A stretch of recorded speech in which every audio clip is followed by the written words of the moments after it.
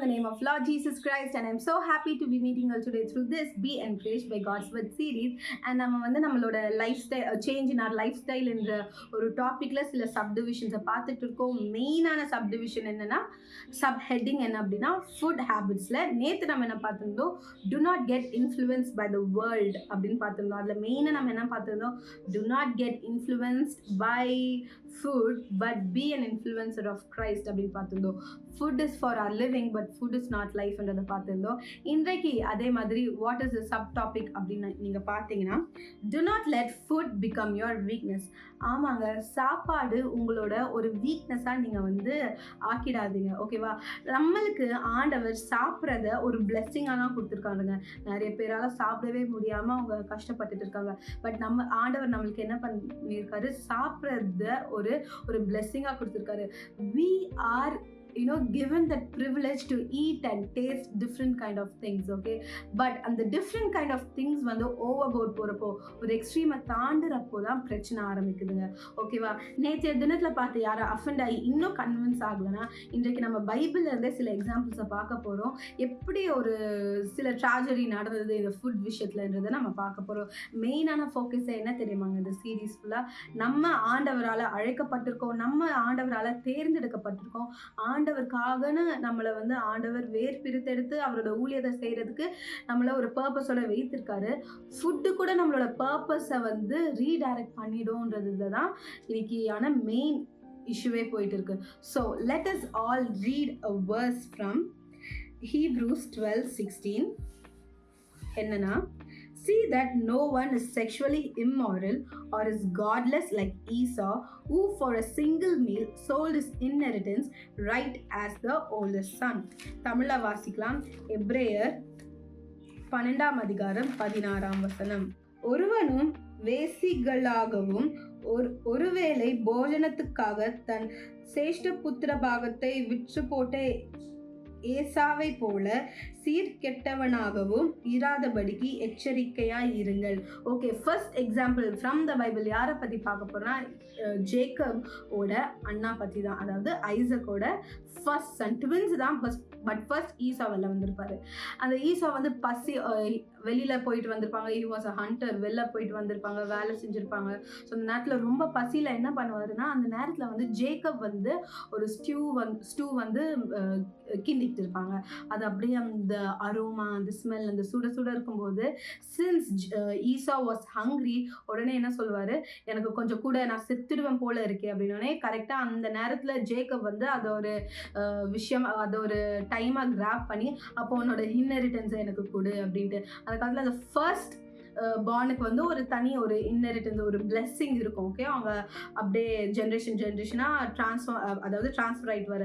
So அந்த இடத்துல அந்த ஃபுட்டுக்காக ஈசா என்ன பண்ணிடுறாரு, இவருக்கு இப்போ இதுவாக முக்கியம், எனக்கு சாப்பாடு மட்டும் கூட, நீ அந்த இன்ஹெரிட்டன்ஸ் எடுத்துகிட்டு போ அப்படின்ற மாதிரி, அந்த சிரேஷ்ட புத்திர பாகத்தை நீ எடுத்துகிட்டு போ அப்படின்ட்டு ஒரு ஹேஸ்டியான டெசிஷன் எடுத்துடுவார். ஸோ அந்த இடத்துல Jacob maybe knew that food was his brothers weakness. So Jacob கரெக்டாக அந்த டைமை கிராஸ்ட். ஓகே, கண்டிப்பாக ஜேக்கப்புக்கு தான் ஆண்டவர் ப்ராமிஸ் கொடுத்துருந்தாரு. ஓகே, ஒருவேளை இந்த வழியில் இல்லைனாலும் வேற வழியில் ஜேக்கப்க்கு அந்த ப்ராமிஸ் நிறைவேறிருக்கலாம். ஓகே, பட் இந்த இடத்துல நம்ம ஈசா பற்றி ஃபோக்கஸ் பண்ணுவோமே. ஈசாவோட வீக்னஸ் ஃபுட்டாக அந்த இடத்துல இருந்ததுனால ஒரு பெரிய பிளெஸ்ஸிங்கை ஈசா இழக்கும்படி ஆயிடுச்சு அந்த இடத்துல. இப்போ என்னன்னா, நான் சொன்னது போல் அங்கே ஈசா ஒரு வார்த்தையை சொல்கிறாரு, இன்ஹெரிட்டன்ஸ் ஆகுது, இதுவாகுது, நான் செத்துட போகிறேன் first. He was hungry, but அவர் என்ன பண்ணிட்டாரு, அட்லீஸ்ட் கொஞ்சம் பொறுமையாக வெயிட் பண்ணியிருந்தாரு. He was hungry. அந்த ஹங்கரில் அவர் ஒரு ஹேஸ்டியான டெசிஷன் எடுத்துட்டாரு இல்லை? எஸ். இப்போ நெக்ஸ்ட் நம்ம என்ன பார்க்க போறோம்னா, அ கிளாசிக் எக்ஸாம்பிள்ங்க, அ வெரி கிளாசிக் எக்ஸாம்பிள். அதை பற்றி பார்க்கும்போது இப்போலாம் யோசிச்சு பாருங்களேன், பாவம்ன்றது ரொம்ப அப்படியே பெரிய விஷயமாவே கருதப்படுறதில்ல. இப்போ சின் ஹஸ் பிகம் வெரி சிம்பிள். ஒரு குட்டி விஷயம்தான் வந்து, அதாவது எப்படின்னா, இதெல்லாம் ஒரு பாவமா அப்படின்ற ரேஞ்சுக்கு நம்மளோட கண்ணை வந்து மூடி மறைக்க ஆரம்பிச்சிட்டான் சத்ரு. அதாவது இது பாவம்னே நம்மளுக்கு தெரியாமல் நம்ம பண்ண ஆரம்பிச்சிட்டோம். ஒருவேளை இது பாவம்னு நம்மளுக்கு தெரிஞ்சிருக்கோம், இல்லை மற்ற பிறர் நம்மளுக்கு என்ன பண்ணியிருப்பாங்க, வார்ன் பண்ணியிருப்பாங்க. அப்போ கூட நம்ம என்ன பண்ணுவோம், இதெல்லாம் ஒரு பாவமா, இதெல்லாம் எவ்வளோ சின்ன விஷயம் அப்படின்ற மாதிரி. அதே மாதிரி தான் எனக்கு நீங்கள் யோசிச்சுட்டு இருப்பீங்க, நான் பேசும்போது என்ன இவ லூஸ் மாதிரி பேசிட்டு இருக்கா, சாப்பிட்றதுலாம் ஒரு பாவமா அப்படின்ட்டு. நம்ம இன்னைக்கு ஒரு கிளாசிக் எக்ஸாம்பிளை பார்க்க போகிறோம். ஈசாவை பார்த்தோம். நெக்ஸ்ட் கிளாசிக் எக்ஸாம்பிள் யாருன்னா Adam and eve. A fall for human. Okay, a fall for human started with the desire of a food. ஜாலியாக தாங்க இருந்தாங்க. ஆண்டவர் வந்து எல்லாமே கொடுத்துருந்தாரு ஆடம் அண்ட் ஈவுக்கு. எல்லாமே சாப்பிடுங்க, இதை மட்டும் சாப்பிடாதீங்கன்னு. சத்ரு வந்து டெம்ப்ட் பண்ணான். இதை சாப்பிடு, இதை சாப்பிட்டா நீ இப்படி ஆயிடுவ, இதை சாப்பிட்டா நீ அப்படி ஆயிடுவ அப்படின்னு ஈவை டெம்ப் பண்ண உடனே அதை சாப்பிடணும், அதை ருசிக்கணுன்ற ஒரு ஆசை. ஓகே, இப்போ கூட நம்மளுக்கு ரீல்ஸ் பார்க்கும்போது நல்லா நம்மளுக்கு வந்து சொல்லுவாங்கள்ல, இது இப்படி அது அப்படின்றப்போ நம்மளுக்கு உடனே ஐயோ அதை சாப்பிடணுமே, அதை ருசிக்கணுமே அப்படின்ற ஒரு வாஞ்சை நமக்குள்ளே வருதுல்ல. இதே போல தான் ஈவ் அப்போ இருந்ததுனால ஒரு பெரிய fall. She disobeyed God. Okay, food is not a sin, but food can lead you to sin. The overconsumption or over idolizing food can lead you to sin. Okay, it will lead you to disobey God. ஒருவேளை இப்போ வந்து உங்களுக்கு prayer டைமாக இருக்கும், but அந்த நேரத்தில் ஏதாவது reel பார்த்துருப்பீங்க, சாப்பாடு ரீல். உடனே நீங்கள் என்ன பண்ணியிருப்பீங்க, ஓகே நான் ப்ரேயர் அப்புறம் கூட வந்து பண்ணுறேன், இது ஒரு சின்ன விஷயம் தான். ஸோ அப்படிப்பட்டது தாங்க இந்த ஃபுட். ஸோ நான் சொன்னல, இதெல்லாம் ஒரு சின்னா அப்படின்னு நினைக்கிற விஷயமா இப்போ நிறைய காரியங்கள்ல இந்த ஃபுட்டும் ஒரு விஷயம் இருக்கு. Food is not a sin, but food can lead you to sin. Classic example நான் சொன்னது போல ஆடம் அண்ட் ஈவ். ஸோ ஈவை வந்து டெம்ப் பண்ணான். அங்கே ஜேக்கப் வந்து எப்படி அவன் வார்த்தையால் டெம்ப் பண்ணல, பட் அந்த ஒரு எஃபெக்ட்ஸ், அந்த ஸ்மோக், அந்த ஸ்மெல், அந்த ஒரு என்ன சொல்ல சுட சுட இருக்கிற அந்த டேஸ்டி ஸ்டூவை வச்சு எப்படி ஈசா டெம்ப்ட் ஆனது போல இங்கே ஈவை வந்து சில டிசையர்ஸ்னால, நீ இதை சாப்பிட்டேன்னா நீ இப்படி ஆயிடுவேன், காட் போல ஆயிடுவேன்ற டிசையர்ஸ்னால சத்ரு இங்கே ஈவை டெம்ப் பண்ணா. ஸோ பேசிக்கலி டெம்ப்ட் தான் பண்ணுறாங்க. ஸோ அதே போல தாங்க, let us all read a verse from Galatians chapter 5:16. So I say, walk by the Spirit and you will not gratify the desires of the flesh. தமிழ்ல வாசிக்கலாமா ஒரு வசனம்? Galatians 5:16. பின்னும் நான் சொல்லுகிறது என்னவென்றால், ஆவிக்கேற்றபடி நடந்து கொள்ளுங்கள், அப்பொழுது மாம்ச இச்சையை நிறைவேற்றாதிருப்பீர்கள். ஸோ நம்ம ஆவிக்கேற்றபடி நடக்கும்போது, when we walk in the spirit, we will not gratify the desire of the flesh. So இந்த இடத்துல என்ன சொல்ல வருது, ஈசா பற்றி ஒரு டிஸ்கிரிப்ஷன், godless like ஈசா.